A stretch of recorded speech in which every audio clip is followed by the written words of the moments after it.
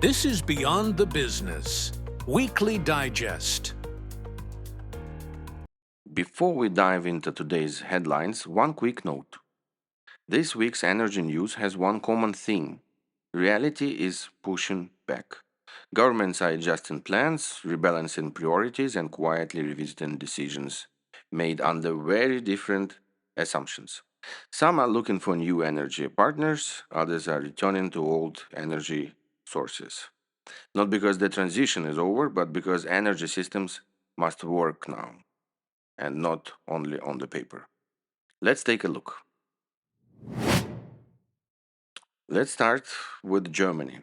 This week, Germany deepened its energy cooperation with Saudi Arabia, focusing on green hydrogen and future fuel supply chains. On the surface, it looks like another climate partnership: renewables, hydrogen, and transition. But underneath, this is not really about being green.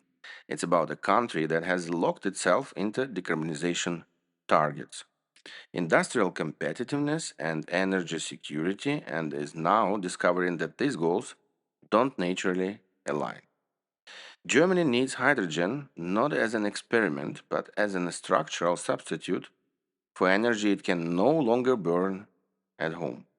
And Saudi Arabia is positioning itself not as an oil exporter of the past, but as an energy exporter of the next system. So, this is not a climate story, and it's a system story.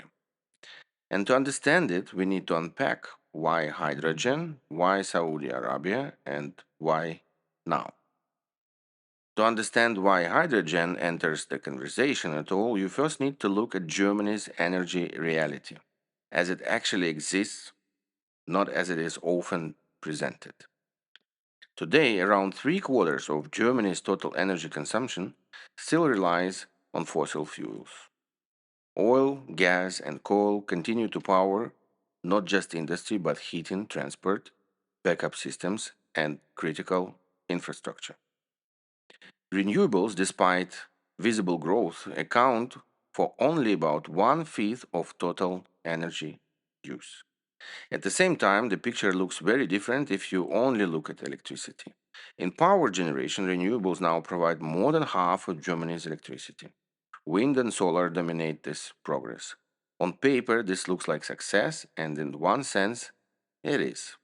But electricity is only part of the system. Most of the German economy still runs on energy and not electricity.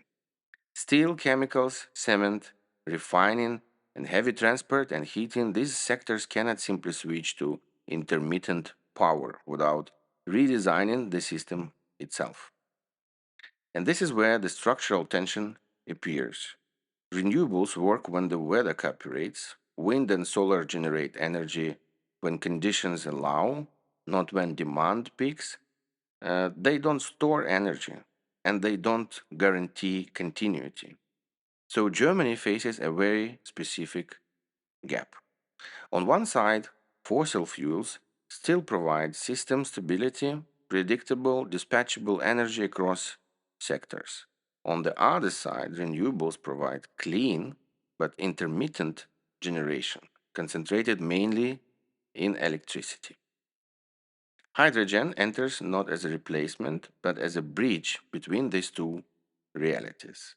Hydrogen allows surplus renewable electricity to be converted into a storageable energy carrier. It can be transported, stored over time, and used where direct electrification is not feasible. This is why hydrogen is not aimed at households first. It is aimed at industry, heavy transport, chemical processes, steelmaking, and long duration storage. The parts of the system where electricity alone cannot realistically substitute fossil fuels. In simple terms, renewables generate energy when they can. Hydrogen stores that energy for when the system needs it. Germany's long term targets make this logic unavoidable. The country aims to reach around 80% of renewables and electricity by 2030 and full decarbonization later. But without a storage and balancing mechanism, higher renewable penetration only increases volatility and not resilience. So, hydrogen is meant to absorb that volatility, not to eliminate fossil fuels overnight and not to solve every problem, but to reduce dependence on gas and coal in sectors where electrification stalls. Seen from this angle, hydrogen is not a political slogan, it is an engineering response to a system constraint. Germany is not asking whether it wants hydrogen. It is confronting the fact that without something like hydrogen, the energy transition stalls between ambition and physics. And once you see that, the question shifts. Not why hydrogen, but where does it come from and who controls it? But before we go further, there is one important detour we need to make. Germany has fully exited nuclear power. The last nuclear plants were shut down in April 2023. Officially, this decision is explained by safety concerns, public opinion, and political consensus formed after Fukushima. But structurally, nuclear energy is inconvenient. It is politically unattractive because it does not fit election cycles. It is economically uncomfortable because once built, it replaces entire fuel based industries. And it is systematically disruptive because it removes the need for continuous fuel supply, trading, and transition narratives. At the same time, here is the paradox. Germany no longer produces nuclear electricity, but it still consumes it. Germany imports electricity from France, and a significant share of French electricity is nuclear. So, nuclear power has not disappeared from Germany's energy system. It has simply been outsourced. The risk is political, but the emissions accounting is externalized. But the electrons are the same. This contradiction matters because it shows that the issue is not physics, it is governance, incentives, and convenience. We will unpack nuclear energy properly in a separate episode. For now, what matters is this: Germany has chosen not to rely on nuclear domestically. Renewables alone are not sufficient. Energy security has become strategic. So, which brings us back to the core question: if not nuclear, then what fills the gap? And why does Saudi Arabia suddenly appear in Germany's hydrogen strategy? So, the obvious question is why? Not politically, but structurally. First, geography. Saudi Arabia has one of the highest solar irradiation levels in the world. Solar energy there is not just renewable, it is predictable, scalable, and cheap at utility scale. That matters because hydrogen production is fundamentally an electricity problem. If electricity is expensive or unstable, hydrogen becomes unviable immediately. Saudi Arabia solves that part of the equation. Second is space and scale. Hydrogen is not produced in small units. It requires vast solar fields, large electrolysis plants, buffer storage, and expert infrastructure. Very few countries can build this without social, land use, or political friction. Saudi Arabia can. Third, existing industrial logic.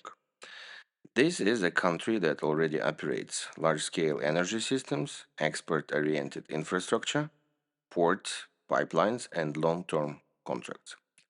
From an industrial perspective, hydrogen is not a disruption for Saudi Arabia. It is a continuation, a shift from exporting molecules of oil to exporting molecules of energy in a different form. Fourth is strategic timing. Saudi Arabia is actively positioning itself for a post oil future, not by abandoning energy exports, but by transforming them. Germany, on the other hand, needs external energy carriers to stabilize an increasingly volatile system. These needs meet. This doesn't mean that the model is perfect, it does not mean it will scale smoothly, and it does not mean hydrogen will become a universal solution. It means that under current constraints, Saudi Arabia is one of the few places where this experiment can even be attempted at scale. Whether it will work economically, environmentally, and systematically is still an open question. And that is exactly what makes this story worth following. We will return to hydrogen in much more detail, including its role in industry and shipping, in a separate episode. For now, this partnership is best understood not as a breakthrough, but as a strategic workaround in a system searching for stability. So let's move to the second important energy story this week. Over the past months, several European countries have started moving back toward fossil fuels, not loudly, not politically, but very practically. This is happening in Greece, Italy, and Cyprus, where governments are reopening oil and gas exploration and reconsidering the role of fossil fuels in their energy systems. So the question is simple: why is this happening now after years of pushing renewables? There are six very clear reasons. First is energy security. Renewable energy alone cannot guarantee stable and continuous power. Wind and solar depend on weather. There are days when they will work well and days when they don't work at all. For governments, especially after recent energy crisis, this is a problem. Hospitals, industry, transport, and cities cannot depend on the weather. Fossil fuels for now remain the most reliable backup source. Second, building renewable energy is not just about wind turbines and solar panels. You also need new grids, storage systems, backup capacity, and infrastructure upgrades. All of this costs a lot of money. For countries that are not very rich, this transition is financially painful, especially when it needs to happen fast. Third, renewable energy is not fully compatible with the old infrastructure. Most European energy systems were built decades ago. They were designed for stable power sources like coal, gas, oil, and nuclear. Renewables don't easily plug into this system. Connecting them requires rebuilding grids, substations, and control systems. Again, more time and more money. Fourth, fossil fuels still bring stable income to the state. Oil and gas bring taxes, royalties, jobs, and predictable revenue. When countries move too fast away from fossil fuels, state income drops, but expenses increase. For governments under budget pressure, this creates a real problem. Fifth, renewables are not reliable during crises. When there is a geopolitical tension, extreme weather, or supply chain disruption, countries want energy they can control immediately. You cannot turn on the sun or the wind, but you can turn on a gas plant. That reality matters more in practice than in political speeches. And six, climate goals have not disappeared, but timelines are changing. These countries are not saying climate change is fake. They are saying we need power today. We need stability now. We cannot risk blackouts or industrial collapse. So fossil fuels are being treated as a safety net, not as a future vision, but as a necessary support. So when we put all six reasons together, the picture becomes clear. This is not a rejection of renewable energy. It is not a denial of climate change. It is a practical response to reality. Energy systems must work every day, not only on good weather days. And that is why some European countries are slowing down their transition and returning at least partially to fossil fuels. This is an important signal because it shows the gap between long term energy ambitions and short term system needs. And this gap is becoming harder to ignore. If you look at today's energy news, one thing becomes very clear. Countries are no longer talking only about what energy systems they want in the future. They're dealing with what actually works today. Germany is looking for hydrogen partnerships to support its energy transitions.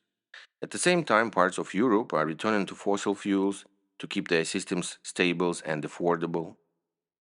These are not contradictions, they are symptoms of the same reality. Energy transitions are not just about targets and timelines, they are about security, reliability, infrastructure, and cost. The gap between ambition and reality is now shaping policy decisions quietly, pragmatically, and sometimes uncomfortably. And that gap is exactly what we will keep watching. Because energy, more than any other system, does not respond to narratives. It responds to physics, economics, and pressure.